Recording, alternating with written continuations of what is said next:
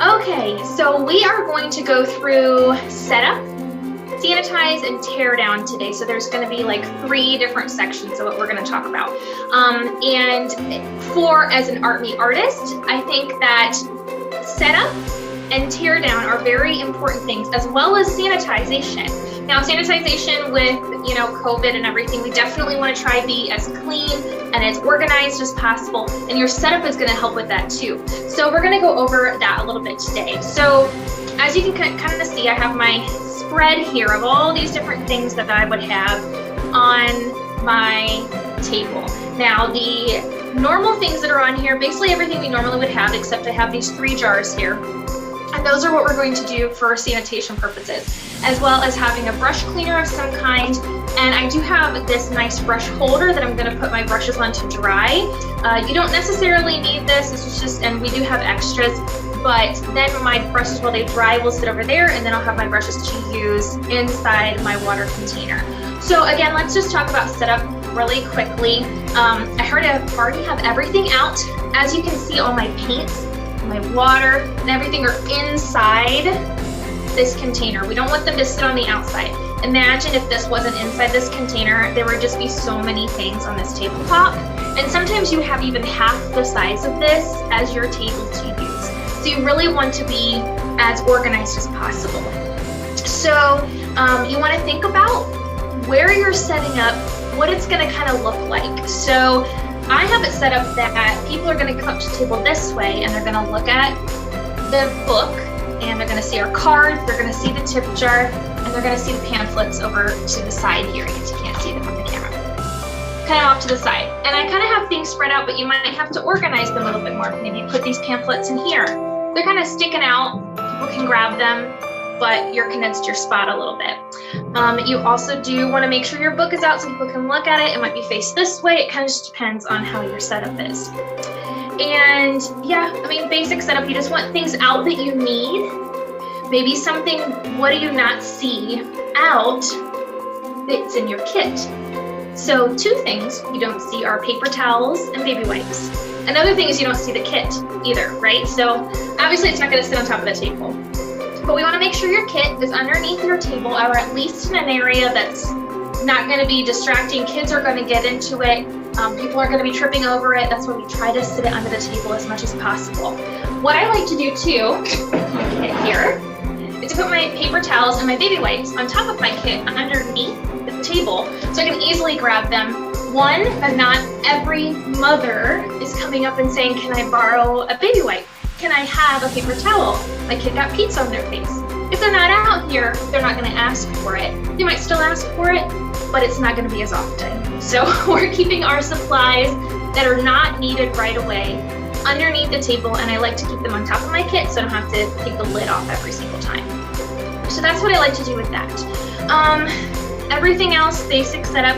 One last thing as far as for sanitation too, is having that area for your dirty items, especially your sponges, or you're going to be using Q-tips, baby wipes, things like that. So where is that going to go? We don't want it just sitting on the table. So I like to make sure there's an area that you're going to have those things. Some kits have like a clean sponge container and a dirty sponge container. Some of the kits have that.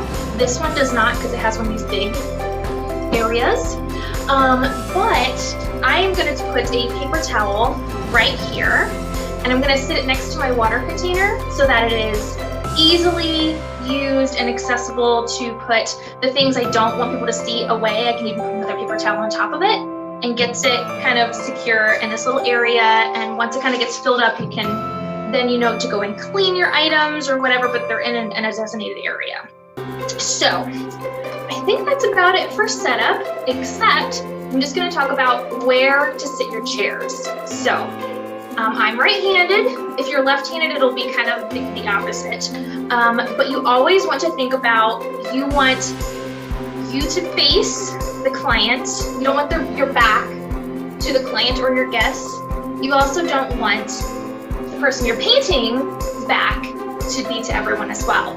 So I think everyone's normal thought about how this setup is, the chairs would go maybe right here, right? Because your paints are right here, and then you can paint like this. But the problem with that is most people are going to be coming up from this way, and then the person you're painting is facing that way, and no one can see them. So in this type of setup, I would be sitting them here, and I would be sitting here. I can easily get to my paints. Everybody can see the paintee because they're facing this way, and that's how I would set up on this particular setup with my chairs. So you want to think about, again, you want everyone to be able to see what you're doing. You want to be able to make eye contact. So if someone comes up and says, oh, you're doing face painting, what can you do, or whatever, then you're making eye contact, you're not having to turn around. So just think about that, and think about your setup, about where you're going to go with your chairs. So next, I think that's all the setup. We're going to talk about sanitation now. So if you don't already know, from the very beginning, before all of COVID happened, right, and even our sanitation has gotten even better, but before that, all of our paints are antimicrobial properties as well as they are hypoallergenic. So that's already kind of in the product. Most makeup as well as like that, so it's already kind of germ fighting, especially if it's a high quality product, which ours is. So we always use the high quality paints that have antimicrobial properties as well as are hypoallergenic. So I like to throw those big fancy words out to people when they're asking about things, because they're like, oh wow, yeah, big fancy words, that sounds great. So anyway, hypoallergenic and it have antimicrobial properties is something to know about our paints, the supplies that we use for our face painting. So second is you want to use your brush back. So almost all of the kids, well, they should anyway. I would hope that all the kids have a brush back. This is just, it's a different brand. It says Lush Brush Liquid Soap, but the other brand is called Brush Back. All you need to do is just take a small amount, like 1 drop in your water, like on either side. You want to put it in after the water has been put into the container. And then on the back of my brush, I make sure it's clean, and I just kind of make sure I swish it around a little bit to get it all in all the water you're going to be using. So that also helps to kill any bacteria as you're going through and using your brush in between each person. Now, especially due to COVID, we are going to take an even bigger step in creating sanitation, right? So you want to have these 3 containers. Now, some of our kits that are out, so you guys definitely have some containers already. I just took household containers. I want to make sure that one has a lid that's going to securely fit and shut. Well, two that have lids. One is going to hold our sanitizer, and one is going to hold all the leftover sanitizer that's being used. So you want 2 that have lids, and then one can be open. This one would be on my rinse jar, and it's just going to have water in it, so it doesn't necessarily have to have a lid. Now, if you don't have these containers already, if we didn't give you one in your kit, or you don't have these items at home, we can definitely get those for you so that you can use them for your events. So what you're going to do basically is you are going to make sure that once you're going into 1 cake of paint, from water to cake to child, you are going to then rinse in your rinse container. You are then going to sanitize in your sanitized container, and you just want to use a small amount. I'm talking like just enough to wet the bottom of your brush so that it can easily get items clean and all the dirt and the paint off of your paintbrush. You'd swish it around the bottom. There'd just be a small amount of your brush cleaner.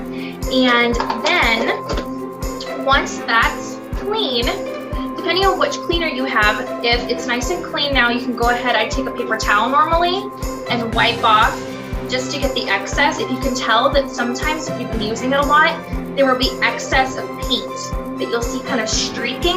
That means maybe you need to go back through and clean it once again. But normally it's one time. You can also go into your rinse again and rinse a little bit here and there, or into your clean water here on one side. And just make sure you're getting that nice and clean, and then you're gonna let it sit in your dry side.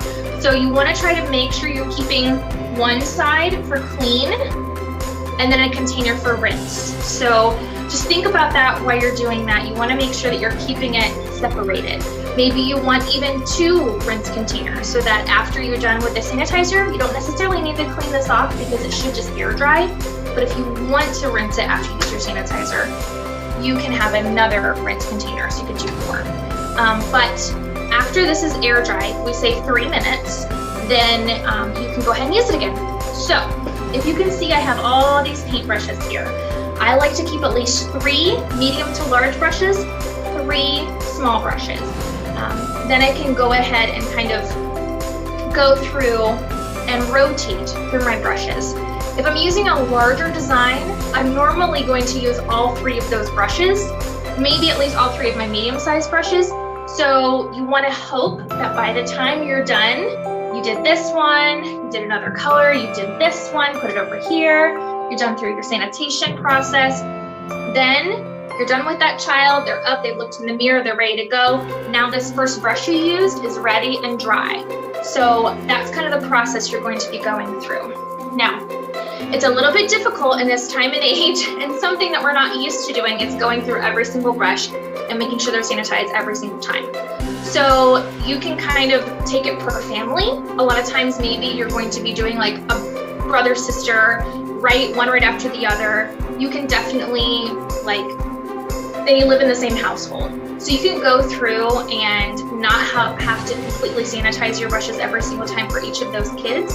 But the big thing is that you don't want to try to cross-contaminate inside the container. So that's the whole thing with cover your brush in your paint, do as much as you can, and then get a new brush, because then you're not cross-contaminating onto the paint container. If you have to do that, or if that ends up happening, take a baby wipe to try to sanitize. You can also take a sanitizer. So you may not have a spray sanitizer inside of your kit. You can also take like a regular sanitizer on a paper towel, wipe off your paint container, and try to do that in between each kit as well if you're going to be cross-contaminating at all onto your paints. So the last thing with sanitizing is if you were going to be actually doing something like the lips or something like that, you can use a Q-tip. That definitely helps with cross-contamination. So, and these are a one-use only, and you can toss it, into your area that's going to have your sponges or anything like that. So, let's see, anything else? Last thing in between every single kid, and this is something to help you as well, is you need to sanitize your hands. So, every single time you've worked with a child, you can also wipe down the chair if you feel you need to as well. And this is per customer as well, or per guest that sits down. If they're uncomfortable, they can even do it with baby wipes. If you feel you want to put the baby wipes out on the table and let people do that, that's fine too. I want to make sure that you feel comfortable with the products you're going to be using and you're going through each child. We also want to make sure that our guests are feeling comfortable as well. So hopefully that helped with your sanitation. If you have different products that you're using, this one in particular is just Mayron brush cleaner, but there are different types of things you can use. You can also use any kind of makeup brush cleaner as well. They're going to have, as long as it has a high alcohol content, which most all of them do, or you can use just straight like 90% to 75% alcohol, put it into a container, which some of the kits, that's what they have anyway. That will dry even faster, without having all of these other items that are inside. It's going to, make it smell good and everything. Straight alcohol basically is something that you can use as well. So hopefully that helped. I think we've talked about the sanitation items.